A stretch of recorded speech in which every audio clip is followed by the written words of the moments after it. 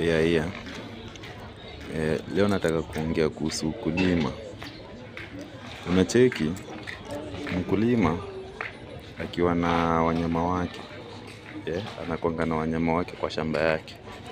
Ako na kuku labda, ako na mbuzi, ako na manguruwe huko, na ako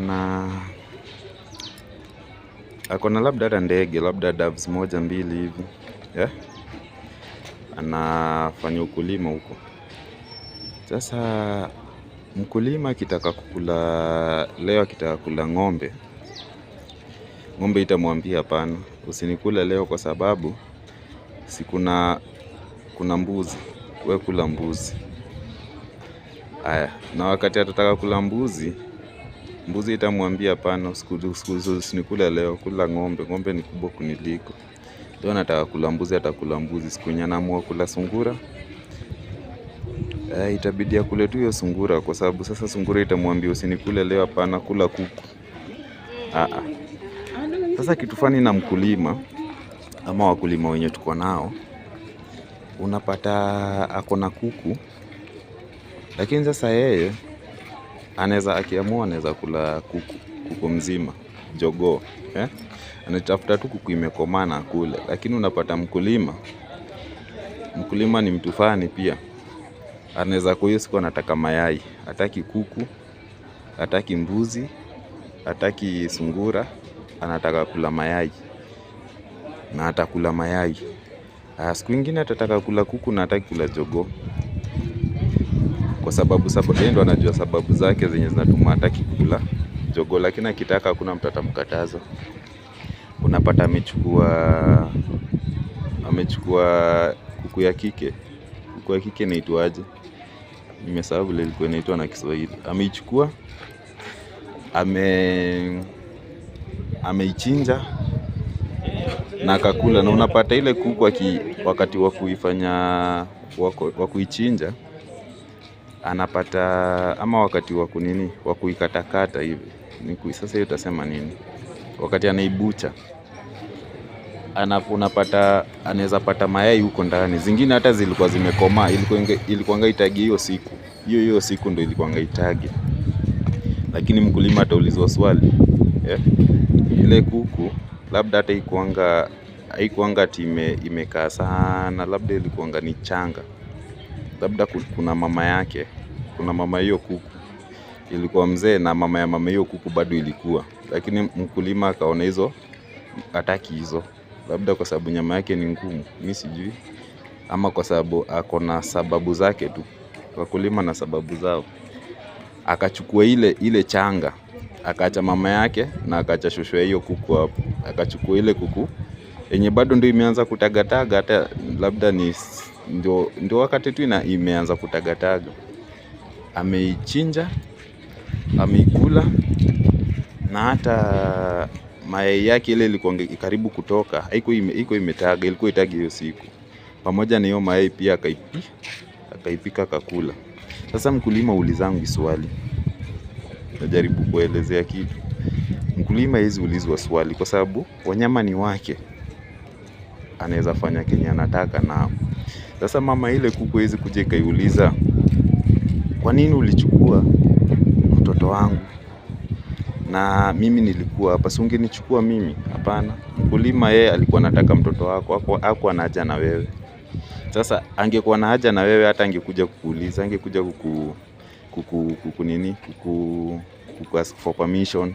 Ungepata tu ulishaenda. Unapata tu ulishikwa na hiyo kichwa ikaseparatiwa na mwili.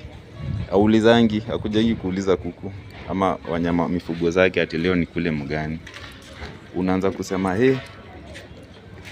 mbona alichukua huyu na alikuwa karibu kujifungua.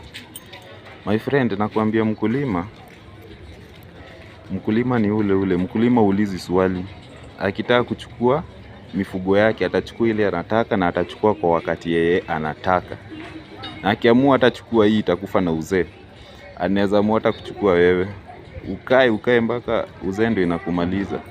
Yani vitu zako zimefail, lung imefail, yani mpaka kutembea umeshindwa kutembea sasa, unakaa tu kama umeishiwa, umezeeka, kila organ part ya mwili yako imezeeka.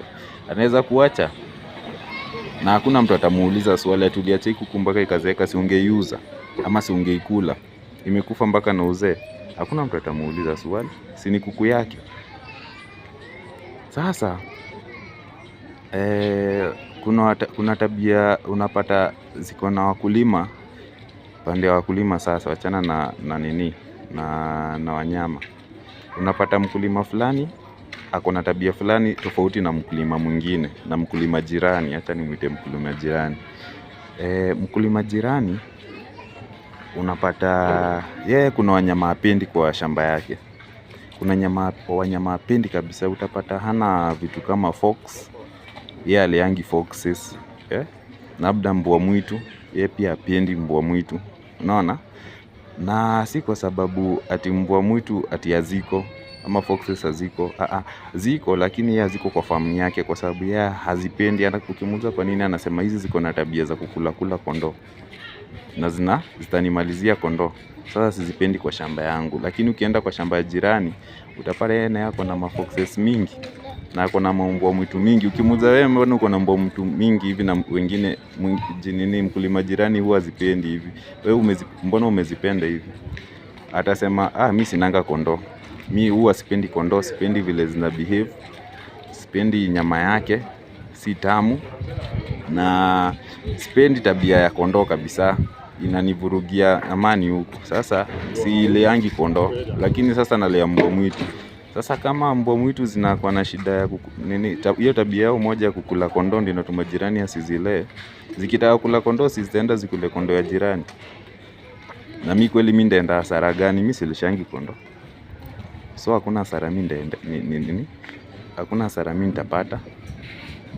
So yeye hana shida na mbwa mwitu, anapenda tabia za mbwa mwitu, anapenda kuona mbwa mwitu. Unaona? Yeye atakaa na mbwa mwitu hapo.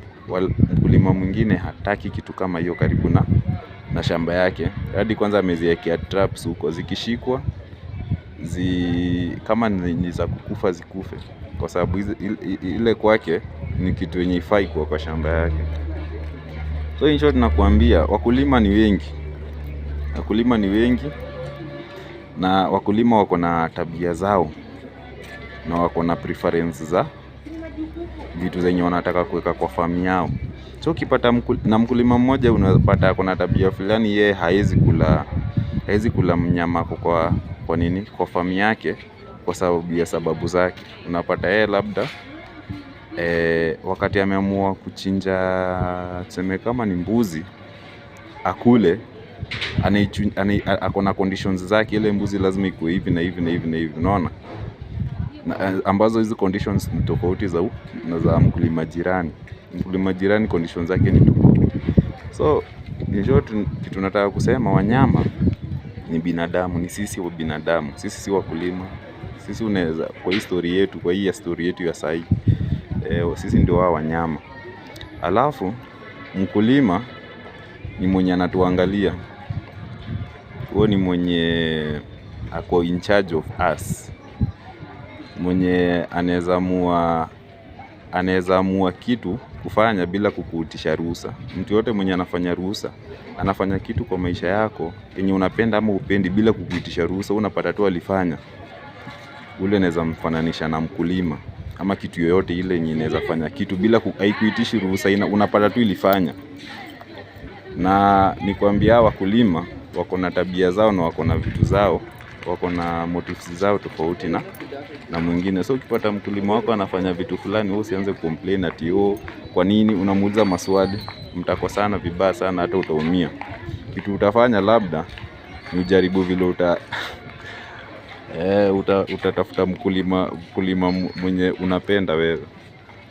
Lakini as long as uko kwa mkulima kwa ranchi yake, yeye atafanya kenye anafanya na wewe. Ama ubahatike uchukuliwe na mkulima mwenye wewe unge prefer. Lakini kama mkulima hakutaki, ule mwenye anakutaka ndio atafanya na wewe kenye anataka, na watoto wako na kila kitu yako. Wewe acha tutaongea siku nyingine baadaye.